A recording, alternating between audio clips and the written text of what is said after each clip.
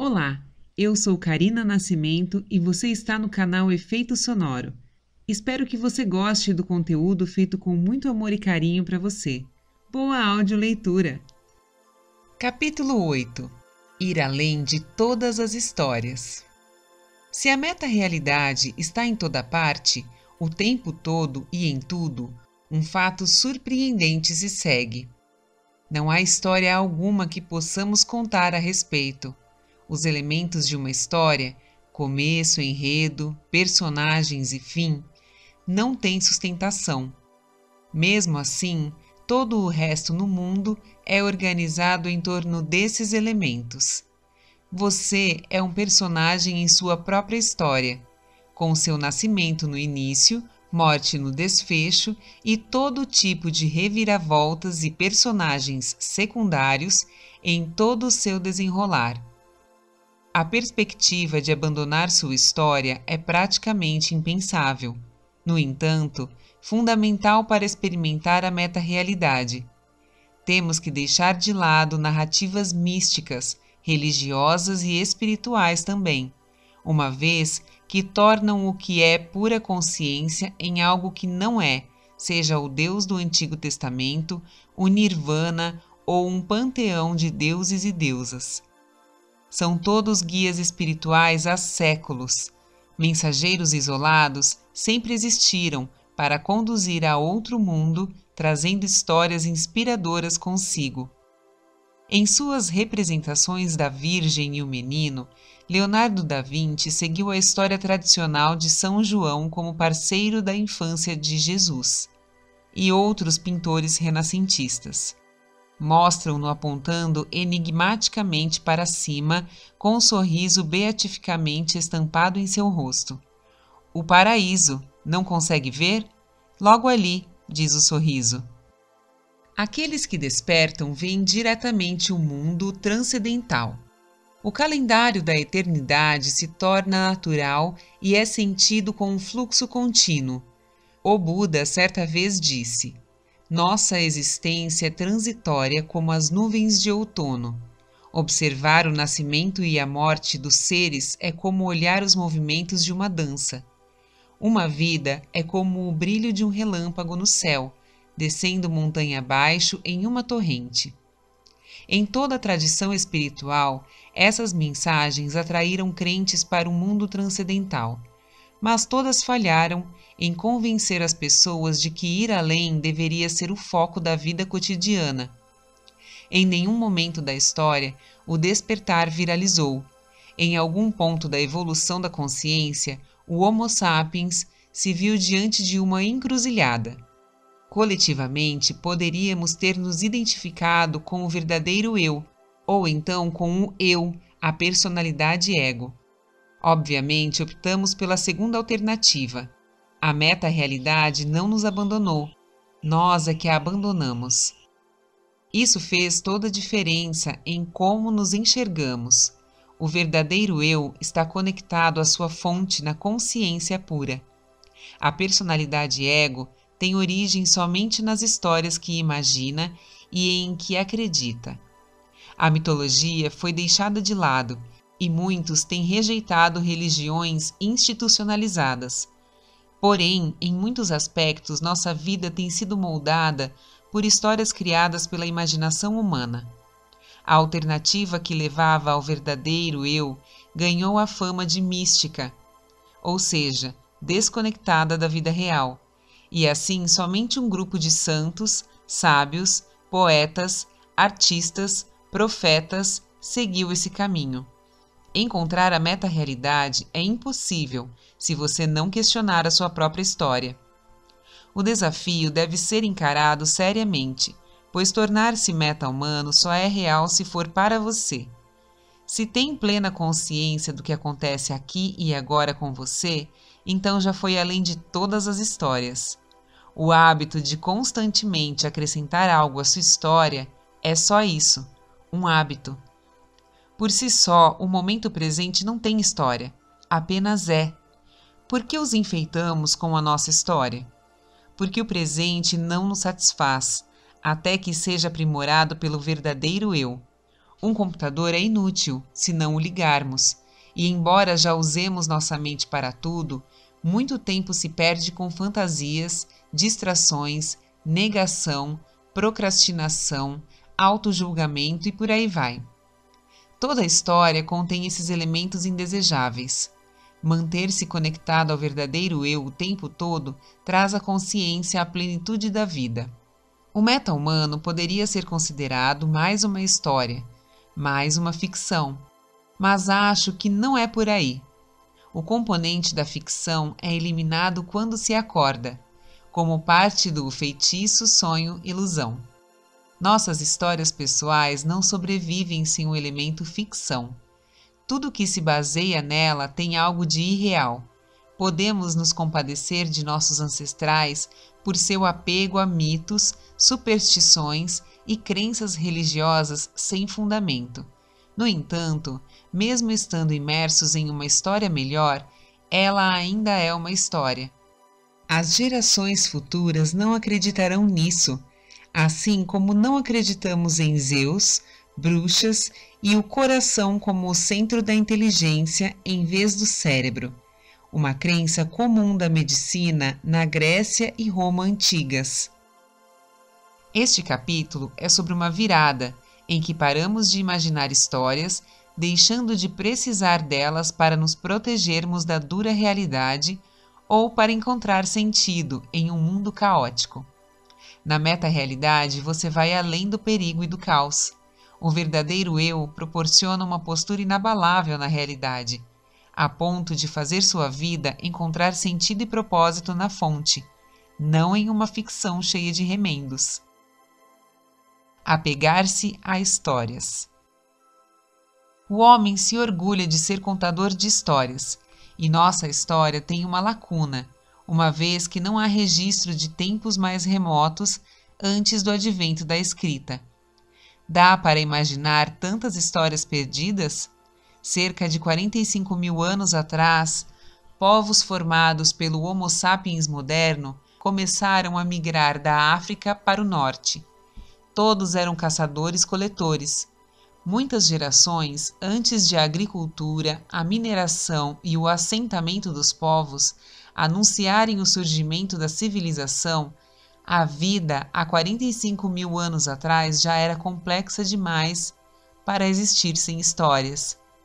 Na mente humana, o fogo tinha que vir de algum lugar, a chuva tinha que ser imprevisível por alguma razão.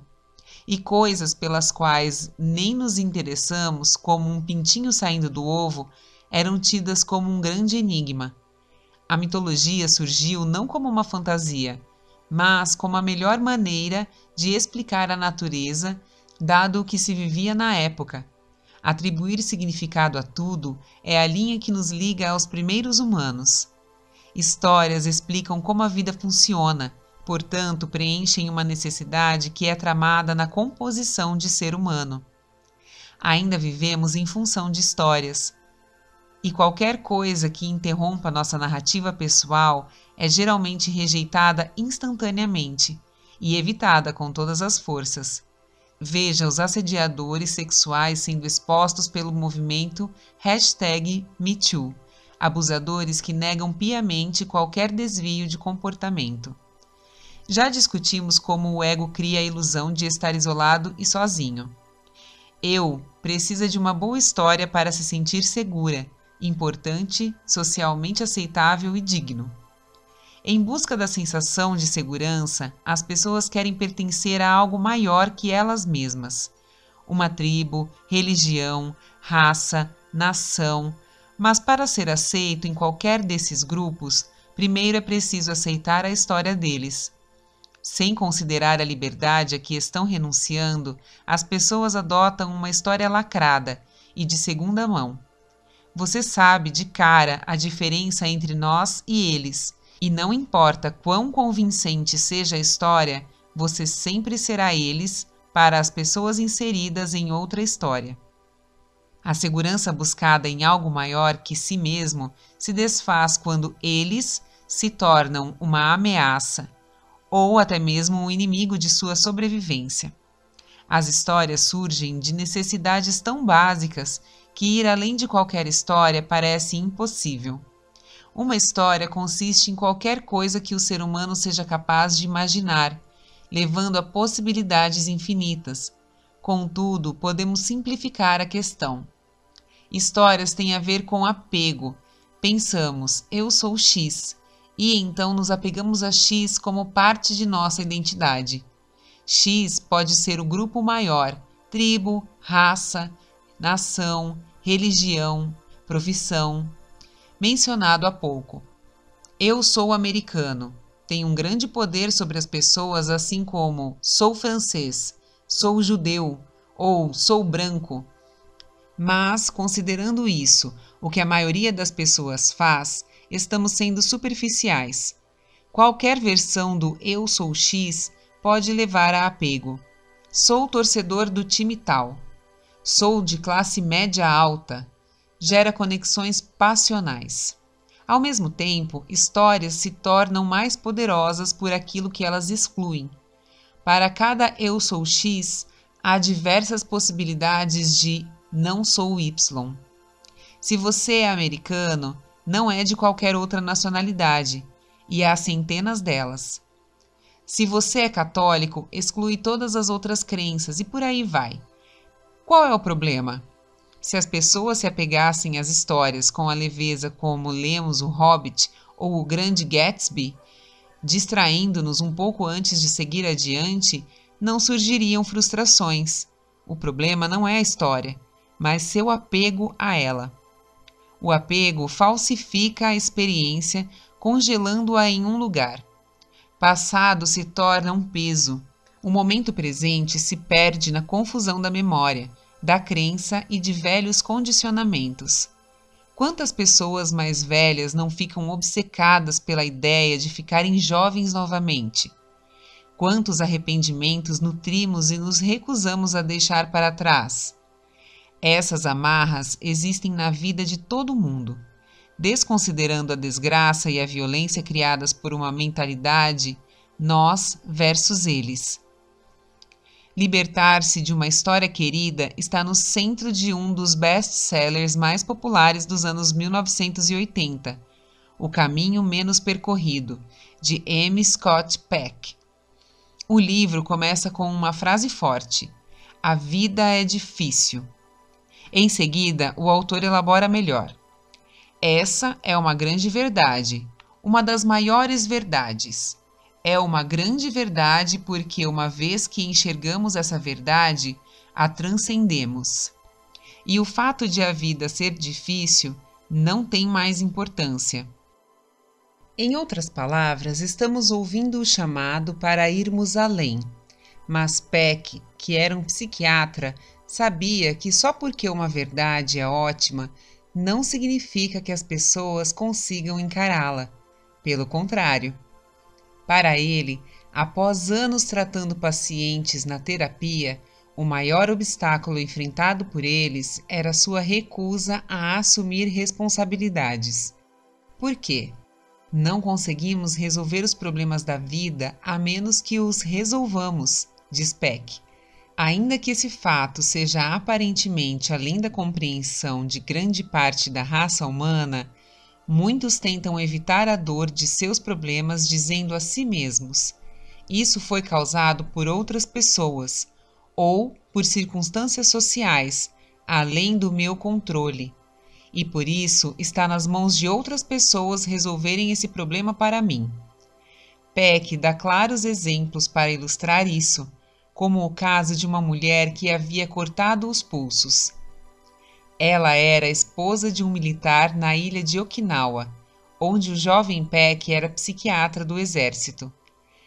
Na sala de emergência, ele perguntou à mulher que havia se cortado apenas superficialmente por que ela havia tentado suicídio.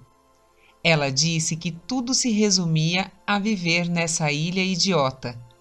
Não satisfeito com a resposta, Peck iniciou um diálogo que seria cômico se a mulher não tivesse tão desesperada e infeliz. A conversa entre ele e a paciente pode ser resumida desta maneira: Peck: por que você acha que viver em Okinawa é tão doloroso? Paciente: não tenho amigos. Fico só o tempo inteiro. PEC. Por que você não tem amigos? Paciente. Eu moro fora da base e na vila ninguém fala inglês. PEC. Por que você não vai até a base para encontrar seus amigos? Paciente.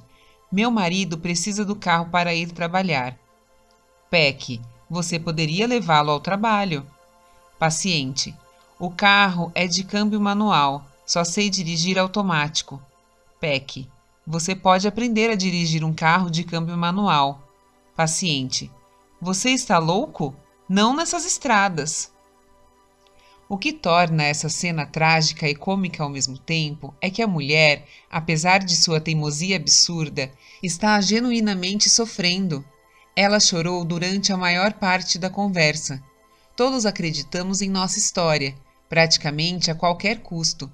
Na visão do terapeuta, a mulher estava fugindo de qualquer esperança de se sentir melhor, exibindo todos os sinais clássicos de negação.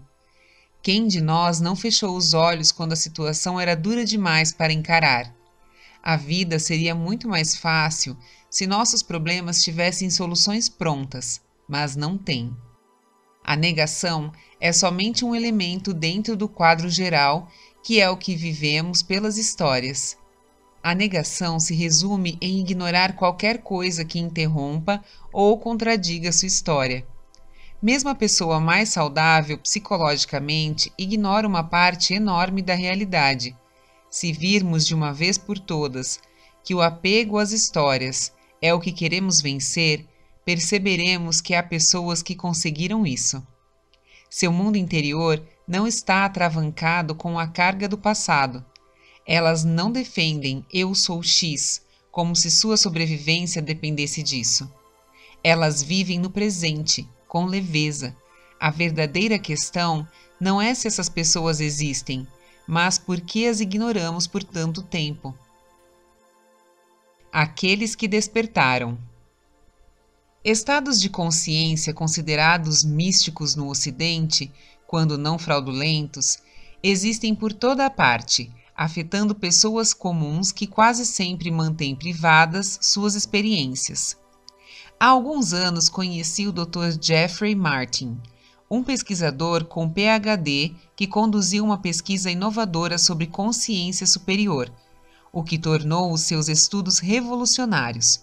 Foi uma simples descoberta. Há muito mais pessoas despertas do que se supunha. Martin lhe deu voz. Após obter o doutorado na Harvard Education, ele começou a publicar suas descobertas, que indicavam a prevalência da iluminação como um estado natural de consciência, o que muitas pessoas já tiveram acesso. A pesquisa de Martin começou com um questionário online, solicitando respostas de pessoas que se consideravam iluminadas. Para surpresa dele, houve mais de 2.500 respostas, e desse contingente, Martin entrevistou cerca de 50 pessoas. No início, foi difícil encontrar uma linguagem em comum. Sentir que você é iluminado é pessoal e o afasta da sociedade normal. Os entrevistados de Martin eram sensíveis, afetados por serem estranhos, tendo sido estigmatizados na adolescência por serem diferentes. No fundo, eles sabiam que não eram normais segundo os padrões da sociedade. Para muitos, revelar seu estado mental fora do comum os levou a se tratarem com psiquiatras, tomar remédios ou até mesmo serem internados em alguma instituição de saúde mental.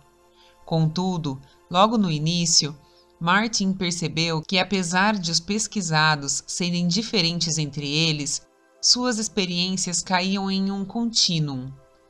Não havia um estado iluminado único, mas uma escala móvel. Para encontrar pontos em comum e adequar-se ao padrão aceito para uma pesquisa de doutorado em psicologia, ele eliminou o forte termo iluminação e, em seu lugar, adotou a complicada identificação experiência não simbólica constante. Quando alguém começa a ter essas experiências, há uma mudança de sensação do que é ser você, diz Martin. Você sai de um senso individual do eu, o que é considerado normal para outra coisa. Definir o que outra coisa quer dizer não foi fácil, pois essas pessoas vieram de experiências e culturas diferentes. No entanto, Martin conseguiu identificar áreas que pareciam se distinguir como sinais de consciência superior. Basicamente, essas pessoas relataram ter perdido o senso de ser um eu separado. Não tinham mais a vaga noção de identidade pessoal. Colocando-se no lugar dos pesquisados, Martin comenta: "Eu diria, não tem nenhum Jeffrey aqui falando com você. Literalmente, é o que eles diriam para mim." Outra experiência comum era uma significativa redução no pensar. "Na verdade", diz Martin, "muitas vezes eles relatavam não ter pensamentos. Isso não era totalmente verdade, como ele descobriu depois ao ampliar a pesquisa, mas, como autorrelato, não ter qualquer tipo de pensamento é alarmante." Outra experiência comum era o senso de unidade, integralidade. Esse estado de plenitude, segundo Martin, levou a um tremendo senso de liberdade pessoal. Há uma perda de medo que vem com isso, uma perda de identificação com a história pessoal. Muitos sentiram que o corpo não mais estava limitado pela pele, mas expandido além da matéria física. Agora, então, temos um perfil objetivo de mudança para a consciência superior do dia a dia. O estado de meta-humano, o despertar pessoal, não é raro. E, de acordo com aqueles que de fato o vivenciaram, leva a uma vasta gama de possibilidades. As implicações para a natureza humana são intrigantes, começando com a sensação de não defender eu e meu. A fonte de tanta raiva, medo, ganância e ciúme está enraizada na insegurança do ego e de suas infindáveis demandas. Colocando-nos no lugar delas, as pessoas iluminadas não mantêm ligada na cabeça a história sobre o que está acontecendo comigo. Quando pensam sobre si mesmas, o eu desvanece assim que é notado. O mesmo ocorre com as emoções, que ocorrem em menor escala e são mais espontâneas. Quando vem a raiva, ela some quase imediatamente. As emoções ainda eram positivas e negativas, mas raramente ou nunca eram extremas. Os pesquisados de Martin podiam ficar irritados quando algo ruim acontecia no trabalho, mas não carregavam o estresse residual com eles, e isso nunca se tornava frustração. Sentiam uma paz interior que podia ser interrompida, mas logo retornava. Resumindo, essas pessoas eram muito boas em desapegar. Para organizar suas descobertas, Martin dividiu o estado de desperto em diversas localizações, como estágios diferentes de despertar, conforme a intensidade. Os pesquisados consideravam o despertar uma mudança definitiva, o que para alguns ocorrera 6 meses antes, para outros 40 anos. Uma vez alcançada a localização 1, como Martin chama o estágio inicial do despertar, as pessoas geralmente continuavam progredindo e raramente regrediam ou pulavam adiante. Ou seja, elas estavam vivendo uma evolução pessoal e não havia sinais de que o processo iria parar, como Martin descreveu sua atitude. Eles concordaram que a transição inicial era só o começo de um processo que parecia ser capaz de se desdobrar e aprofundar eternamente. Uma aventura sem fim. Tudo aconteceu internamente, e para muitos a mudança não era algo que eles definiriam como espiritual. Era apenas a forma como vivenciavam a si mesmos. Se você sentasse em uma sala cheia de gente e apenas poucas pessoas pertencessem a esse senso alterado do eu, diz Martin, você não conseguiria identificá-las. No que se refere à aparência, elas são como eu e você. Então, quem são exatamente essas pessoas? No início, antes de a pesquisa de Martin começar a se expandir para muitas universidades e países, o pesquisado típico era o homem branco norte-americano ou europeu.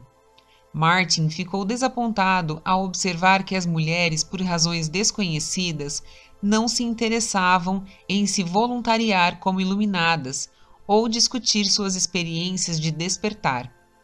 As crenças religiosas eram diversas, abrangendo fés orientais e ocidentais. A maioria dos pesquisados haviam se dedicado a algum tipo de prática espiritual. Eles queriam estar em um estado superior de consciência. Curiosamente, cerca de 14% dos sujeitos não fizeram nada do tipo. Eles haviam pulado espontaneamente para a consciência superior ou, em geral, se aproximado pouco a pouco. A base da pesquisa de Martin expandiu-se para mais de 1.000 sujeitos, o que significa que devemos nos perguntar se a consciência normal não é de maneira nenhuma um estado fixo, mas um espectro com a consciência evoluindo muito além do que qualquer pessoa tenha prognosticado. No mínimo, a consciência superior se tornou bem menos exótica. Não pertence mais apenas aos sadhus e yogis nos Himalaias. Quando nos comunicamos por e-mail e depois pessoalmente, eu entendi por que Martin, por razões acadêmicas, tinha que se manter imparcial. Mas o despertar, por séculos, é associado com êxtase, por exemplo, ou com conexão com seres superiores, como anjos ou com a sensação da presença divina. Tudo isso estava faltando quando o homem moderno despertou? Martin me garantiu que o fenômeno externo estava presente, mas ele se sentiu forçado a não mencionar em sua tese de doutorado. Para ele, a dimensão espiritual de alguns dos pesquisados também se abriu. Alguns relataram o tipo de consciência aberta, clara e silenciosa associada com o budismo. Já outros não tinham a menor ideia do que fazer com o seu estado de consciência. Em relatos posteriores, Martin observou que um pequeno número de sujeitos teve experiências que desafiavam as explicações normais. Alguns poucos tiveram uma profunda sensação de êxtase por todo o corpo, mesmo em momentos que deveriam ser fisicamente dolorosos.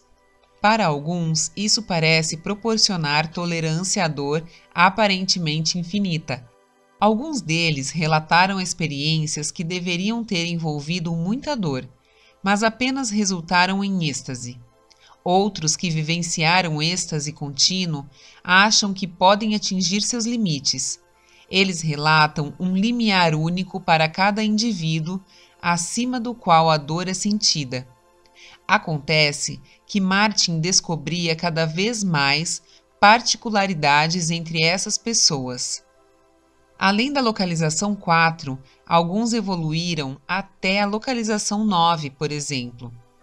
Naquela localização, Martin observa, as pessoas diziam algo como: "Parece que é o universo olhando por estes olhos." Mas, generalizando, todos os sujeitos estavam maravilhados com o bem-estar que estavam sentindo, e isso crescia conforme progrediam. Paradoxalmente, na localização 4, as emoções desabaram.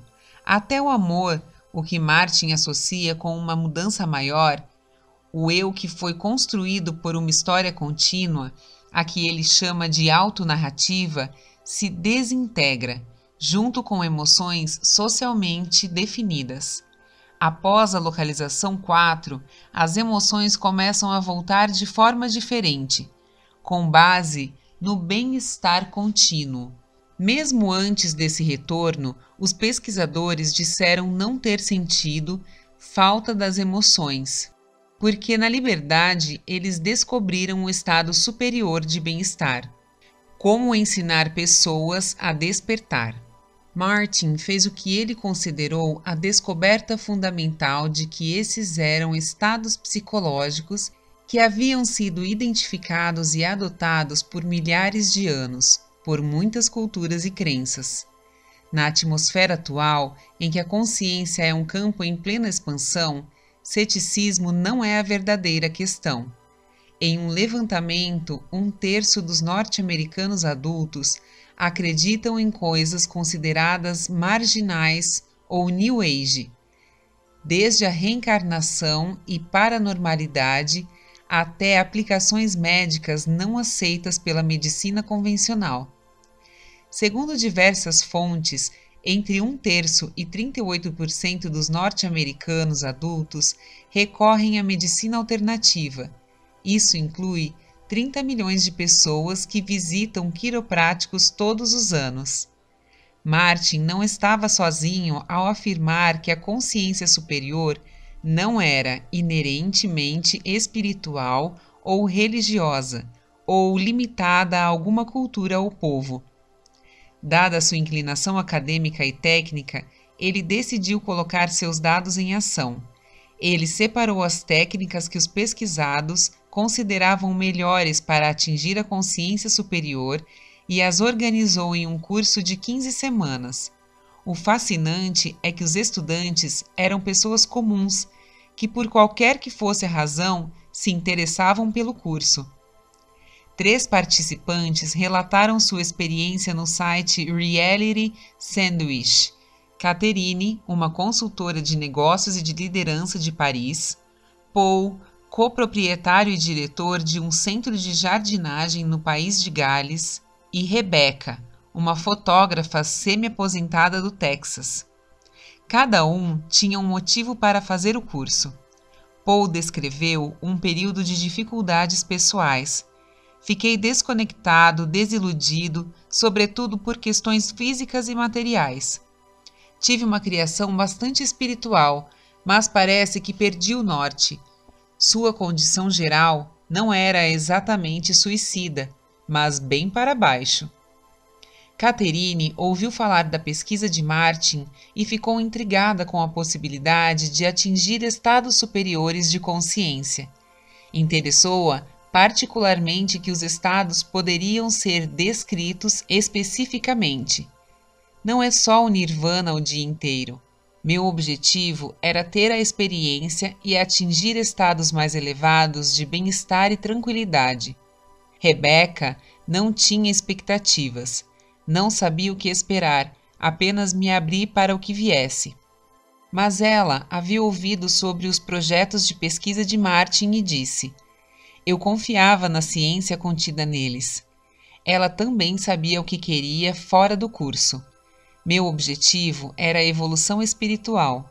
Como posso levar minha consciência a um nível superior? Os métodos apresentados eram muito intensos, chegando a 2 ou 3 horas por dia, que eles deveriam manter quando voltassem à rotina normal. A instrução consistia em um vídeo semanal sobre o que os participantes fariam para a semana seguinte. Antes do próximo vídeo, como Catherine descreve: você faz um resumo da semana. Como se sente? O que aconteceu com você? Quantas vezes por dia você fez atividades diferentes? Havia meditação e discussão em grupo. Alguns exercícios vinham direto da terapia padrão, como escrever e perdoar quem o prejudicou no passado. O núcleo do curso, no entanto, era a pesquisa de 8 anos de Martin, com pessoas que se consideravam iluminadas. Foi dado um questionário a cada um sobre quais práticas haviam considerado mais úteis em sua jornada, levando a dados valiosos. Nós consideramos tudo, e apenas um punhado de coisas veio à superfície. Algumas passavam por todas as tradições, como, por exemplo, uma prática de meditação com mantra. Outras técnicas eram mais específicas. Por exemplo, ele adotou um método de consciência direta. Isso envolve colocar sua atenção na consciência em si. Agora isso parece simples, mas tenho certeza de que todas as pessoas dirão que foi bem complicado, diz Martin. Pelos comentários dos estudantes, ele entendeu que para cada indivíduo, algumas práticas funcionavam melhor do que outras. Também mesclou técnicas. Nem todas as técnicas são antigas. Incluímos também alguns exercícios com padrão de excelência da psicologia positiva. De modo geral, o curso tinha duas finalidades: aumentar o bem-estar o mais rápido possível e aprofundar a consciência. O sucesso resultante parece extraordinário. Mais de 70% dos participantes que completaram o curso relataram ter tido formas duradouras de despertar, e 100% dizem que são mais felizes agora do que quando o curso começou, mesmo aqueles que antes se diziam muito infelizes. Paul, o quase suicida, diretor de um centro de jardinagem, dá seu testemunho pessoal. Era a preguiça indo embora. Essa foi a grande coisa que eu notei. O falatório foi indo, as preocupações e ansiedades diárias foram se desvanecendo rapidamente. Foi o que repercutiu para mim inicialmente. A ausência de medo, de preocupação, de ansiedade. Esse foi o maior impacto para mim no começo. Então, temos uma resposta definitiva. O meta-humano se tornou acessível por meio de um coquetel de psicoterapia, compartilhado em grupo, autoajuda, meditação e um programa personalizado? Não existe uma resposta simples.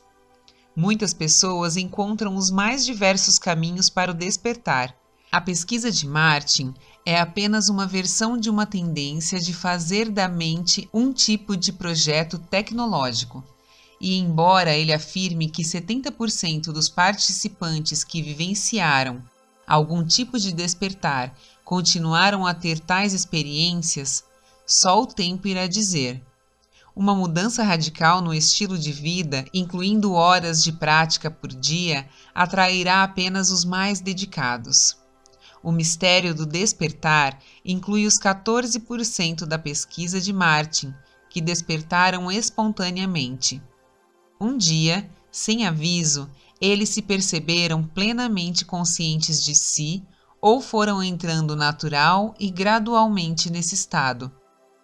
Já mencionamos um fenômeno similar com a síndrome do gênio acidental, e há casos raros em que as pessoas descobrem, de repente, que se lembram de tudo o que aconteceu em sua vida, um fenômeno conhecido como memória autobiográfica superior.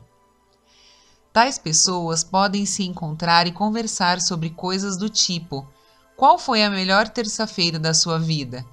Ou lembrar da música tema de uma série de TV transmitida apenas algumas vezes nos anos 1970. Em todos esses casos, a consciência de uma pessoa não aceita limitações impostas como algo normal. Sob hipnose, pessoas comuns conseguem acessar memórias detalhadas que de outra maneira não seriam capazes, como saber a quantidade de roseiras de um jardim na época da infância ou quantos degraus levavam ao porão da casa de seus pais. O normal é lembrar ou esquecer? Os dois, é claro. Informações não filtradas nos bombardeiam em ondas grandes demais para serem absorvidas. Por isso, lembramos e esquecemos seletivamente.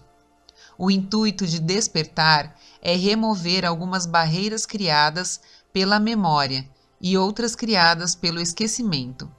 A felicidade é bloqueada se ficar lembrando e remoendo velhas feridas, mas também caso se esqueça do quanto já foi feliz. É uma questão de perspectiva. Você pode até dizer que a realidade virtual nos faz esquecer de lembrar quem somos de verdade. Basicamente universal, a iluminação é simplesmente autoconsciência expandida. Nós vamos além de histórias, além de limites determinados, além da raquítica construção do eu. E fazendo isso, a consciência se expande sem esforço. Faz isso naturalmente, no próprio passo, porque histórias, restrições e limitações, antes de tudo, eram artificiais.